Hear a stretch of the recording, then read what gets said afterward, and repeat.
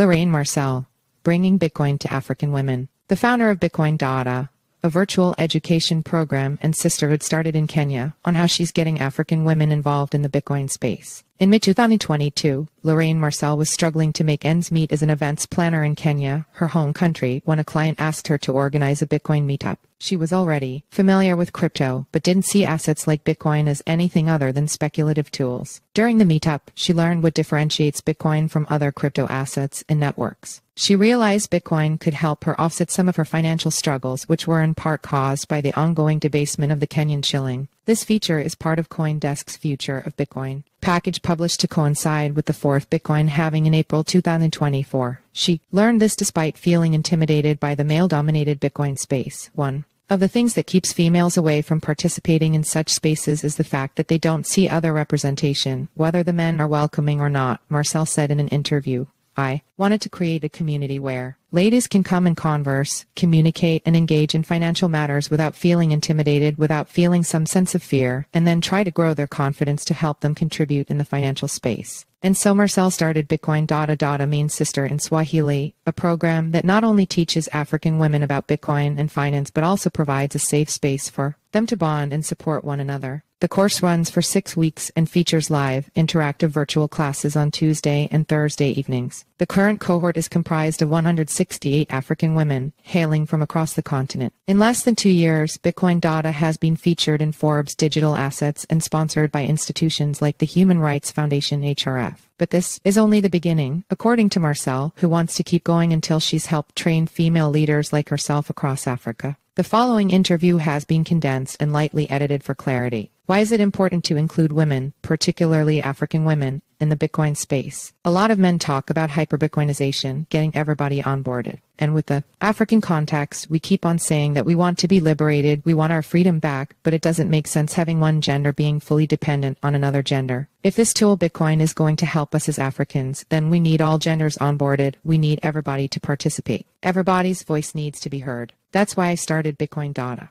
You started Bitcoin Dada, not just as an educational program, but with the intentions of it being a sisterhood. Why was it important for you to conceptualize it this way? I wanted it to be more community-based, because we already have a lot of educational materials out there. I wanted it to feel more like sisters. I saw a problem, and I was like, okay, so if this Bitcoin is supposed to help me as an African female, then it can also help my sisters. All I knew was I wanted to do something, and I wanted my sisters to be involved. Amazing. Through Bitcoin Dada, you teach and talk about a very sensitive subject, money. In discussing such a topic, I'm sure personal things come up. What is it like to manage that? The first thing that comes up is our relationship with money as women. A scarcity mindset is embedded in most of us from the traumas and experiences that we have grown with as African females. That's the first thing that I try to help them grow out of. I help them build a better relationship with money, whether it's Bitcoin or fiat currency. And then we also have other things that come up like our relationship with partners, parents. When you talk about money, you're essentially talking about the entire community. To survive, you need to have money, and most relationships are affected by whether you have money or not. We have talks around our relationships within our families, and we share our challenges and help each other navigate and come up with different suggestions on how we can work them out. You mentioned that you want to build up women's confidence so that they can contribute in the financial space, and you've actually helped some women get placed in jobs after they graduate from Bitcoin Dada.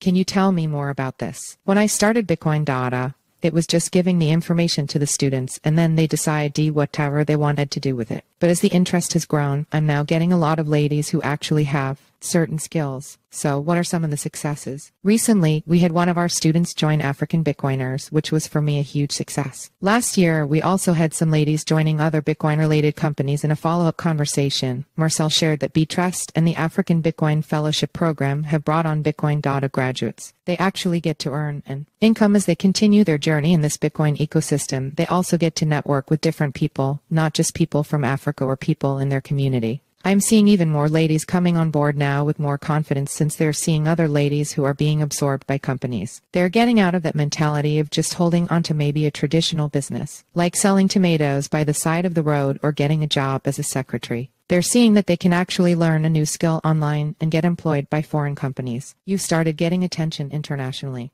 Was this unexpected, and what have been some other unexpected parts of this journey? Everything has been unexpected. Getting recognition from a body such as the Human Rights Foundation was a major thing for me. Getting an article written about Bitcoin Dada that was really amazing. Seeing people from outside North Africa acknowledging what we are doing and wanting to support us whatever way they can, whether it's writing about Bitcoin Dada or donating funds, that gives me the strength to continue, because doing what I do is not easy considering it's fully nonprofit. That really fires me up to want to do more, even on days that I feel like, okay, is this really worth it? Also, being invited to speak at different conferences like Adopting Bitcoin in Cape Town, South Africa. Getting to have a session where I could share my experience as a keynote, as opposed to just sitting on a panel, was amazing. This year, that was my highlight. You receive financial support from institutions like the Human Rights Foundation and everyday people who donate. This lets you keep Bitcoin Dada tuition free, which is commendable. Where does most of the funding come from? The bigger chunk is from organizations such as HRF and Samara Asset Group. We also have individuals who constantly give. You know, you get $100 there, $50 there, which also helps because sometimes the big chunks don't come in. The $10, the $20 helps with the Wi-Fi, the data.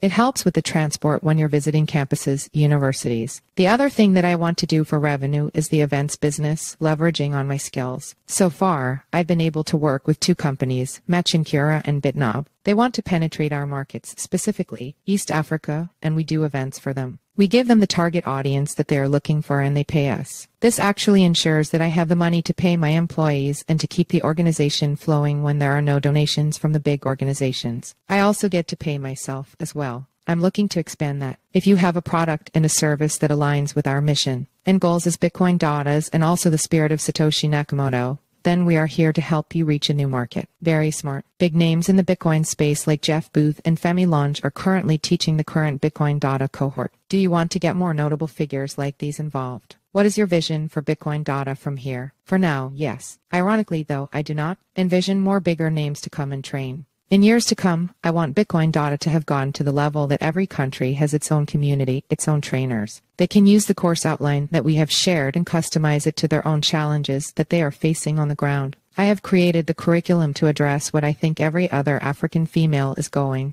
through and how they should use Bitcoin, but Africa is a huge continent. Every country has its own unique challenges. If I can get to a level where I have several other leaders who can take whatever I have taught them and actually use it to help them in whatever way they deem fit, I think that will create more impact than having a huge name like Michael Saylor teaching them. Michael Saylor is going to teach them how he thinks and believes Bitcoin should be used. But if we have leaders who actually understand how Bitcoin works and how it can help them, as maybe Nigerians, as South Africans, as Namibians, then I believe that will create a greater impact than having huge names. But again, for now, because we're still just starting off, it is great to have these huge names on board because it gives us credibility and more exposure.